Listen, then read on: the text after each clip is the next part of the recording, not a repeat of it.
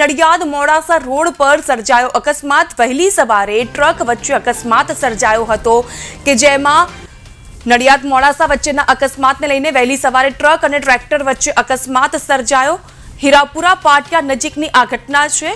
અકસ્માત સર્જાવાને લઈને લોકોના ટોળા એકત્રિત થઈ ગયા હતા। લાકડા ભરેલા ટ્રેક્ટર પાછળ ટ્રક ઘૂસી ગઈ હતી। ટ્રેક્ટર ચાલકનું ઘટના સ્થળે મૃત્યુ થયું છે। આ દ્રશ્યો જોઈ રહ્યા છો નડિયાદ મોડાસા રોડ પરના અકસ્માતના આ દ્રશ્યો છે। હીરાપુરા પાટિયા નજીકની આ અકસ્માતની ઘટના કે જેમાં લાકડા ભરેલા ટ્રેક્ટર પાછળ ટ્રક ઘૂસી ગઈ હતી અને આ અકસ્માતમાં ટ્રક ચાલકનું ઘટના સ્થળે મૃત્યુ થયું છે। સમગ્ર મામલે પોલીસ દ્વારા તપાસનો ધમધમાટ શરૂ કરવામાં આવ્યો છે।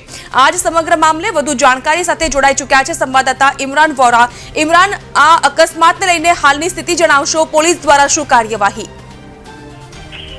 જી જાગૃતિ, ચોક્કસથી માહિતી આપી દઉં કે જો ખાસ કરીને વાત કરવામાં આવે તો આજે વહેલી સવારે નડિયાદ મોડાસા રોડ ઉપર એક ગમખ્વાર અકસ્માત થયો હતો। અકસ્માતને ટ્રક અને ટ્રેક્ટર વચ્ચે જે અકસ્માત થયો હતો, અકસ્માતને લઈને ટ્રેક્ટર ચાલકનું ઘટના સ્થળ ઉપર મોત થયું હતું।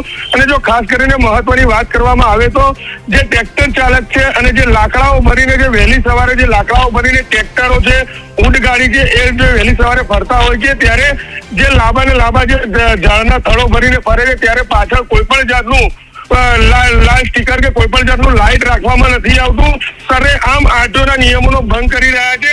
તો જો ખાસ કરીને વાત કરવામાં આવે તો આવા ટ્રેક્ટર ચાલકોને કોણ છાવરી રહ્યું છે કે ક્યાંક ને ક્યાંક તો આરટીઓ અધિકારીઓ ક્યાંક ને ક્યાંક તો હપ્તા લઈને પણ આવા ટ્રેક્ટર ચાલકોને બેફામ અને ફૂલ્યા ફાળ્યા બનાવતા હોય કેવું લાગી રહ્યું છે। અને જો બીજી ખાસ કરીને વાત કરવામાં આવે તો આ જે અકસ્માત હીરાપુરા પાટિયા નજીક જે અકસ્માતનો બનાવ બન્યો છે, જો બનાવને લઈને આરટીઓના અધિકારીઓ જો એક્શન મોડમાં નહીં આવે તો વધુ આવનારા દિવસોની અંદર લાકડા ભરેલા ટ્રેક્ટરો લઈને અકસ્માત નોંધાશે તેમાં કોઈ નવાઈની વાત નથી। જી આભાર ઇમરાન, તમામ વિગતો જણાવવા બદલ।